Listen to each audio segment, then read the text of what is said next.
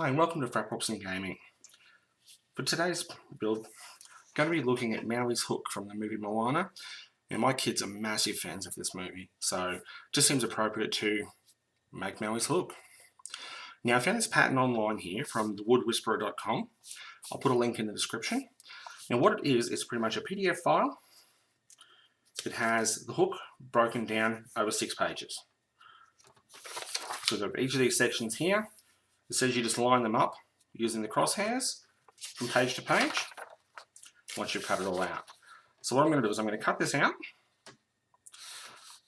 and then I'm going to make Maui's hook. Now the hook itself, when I construct it, is going to be made from MDF and foam. Now I'm just going to use styrofoam like I have with a lot of previous builds, simply because it's cheap and very simple to work with. Now the reason I'm using MDF as well is I want to give it a rigid core, and that will mainly help me to define the shape along the edges from while we're actually shaping the foam, but it will also give us more support and rigidity for when children play with it. So what I'm going to use is just 3mm MDF. I'm going to trace the template onto that, cut that shape out, and then we'll use that as a template to cut our foam. So I've cut out Maui's hook. This is just on 3mm MDF. On there. I know it's a bit big to fit in the frame all at once, but the next step is to take some styrofoam and I'm going to glue some to each side, and then we'll use that to carve the shape and the details. So the styrofoam I'm using is just this sort of stuff here. This is just a box I recently cut up. Now I'm just going to use different sections of this and just sort of glue it along different parts of it. I will have to piece it together to cover all of it. As long as, my main goal is to not have any joints overlap on both sides. Sort of like a brick wall. Make sure that your joints don't go all the way through, so there's no weak spots. So I'm going to do that next. Glue it all together, and then we'll be able to just cut out the foam. So then so once it's glued together, we'll be able to just sort of cut along, get the shape, and then move on to the next section. I've got the foam dried onto the MDF at the moment. You'll see here, the 3mm MDF is the center core, and then just foam either side. Now my joints are designed to not overlap, so I have one here. As you can see, here and here on the other side, so that they don't cause any structural weakness when it's flexed. Now the next step is going to be to shape, sort of round this out, add more detail and texture. I'm going to do that mainly with a Stanley knife. I'm just going to pretty much slice off a lot of the excess. Then I'm just going to use sandpaper, just an 80 grit sandpaper, just to sort of smooth it out.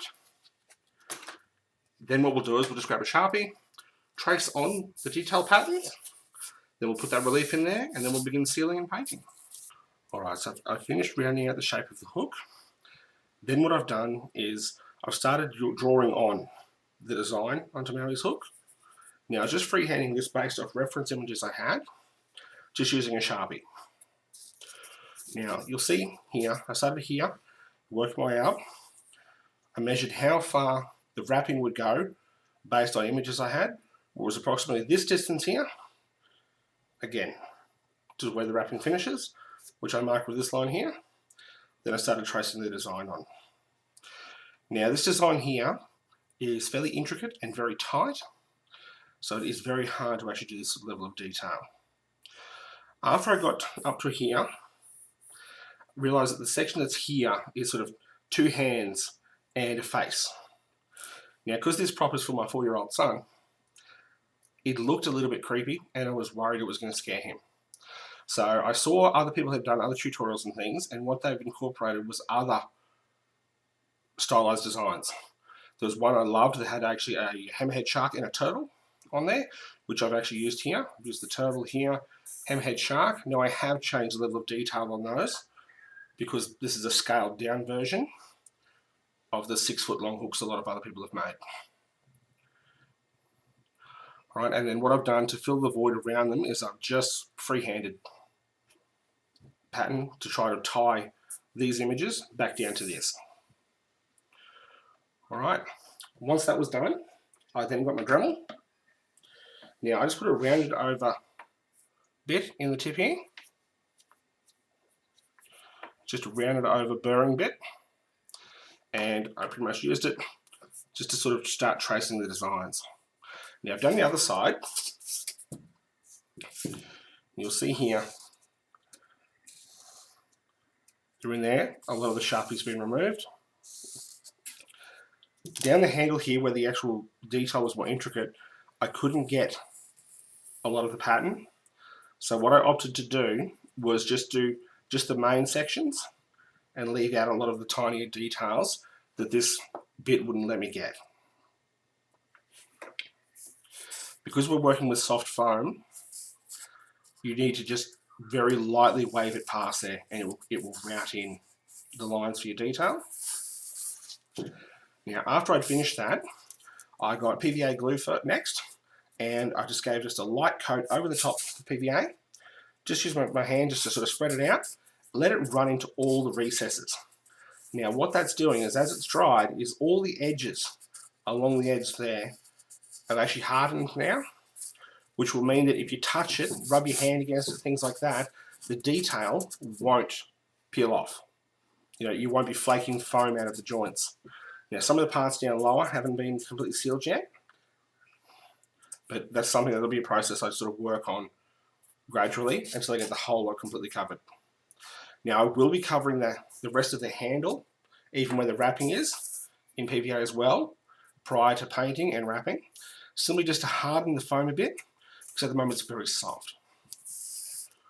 All right, so what I'll do is I'm just going to show you roughly just how I did some of the work with the Dremel. Now, I will mute the audio at this point because this is quite a loud tool to use, and I don't want to put that sort of torture through your ears.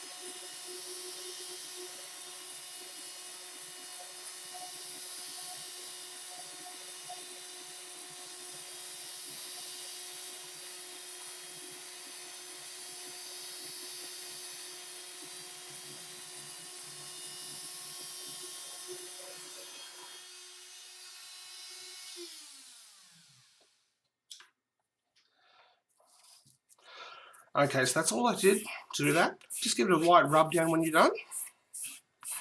And you will see the detail lines are in here now. Now, don't rub too hard on there because it is still very soft edged. And if you play with it too much, you will kind of wear out the edging and make this sort of less pronounced.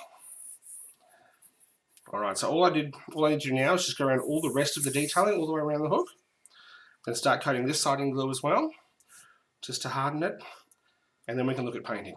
All right, so I've finished all the engraving. Since then, I finished sealing the entire hook in PVA glue. After that, I've applied a few coats of white paint, just to sort of cover all the sort of Sharpie marks we made on here. After all of that was done, I just sprayed on a quick coat of like a pearl paint. And now what I'm going to do is going to go through and actually highlight all of the detail here of all the carving, just with a basic sort of brown paint.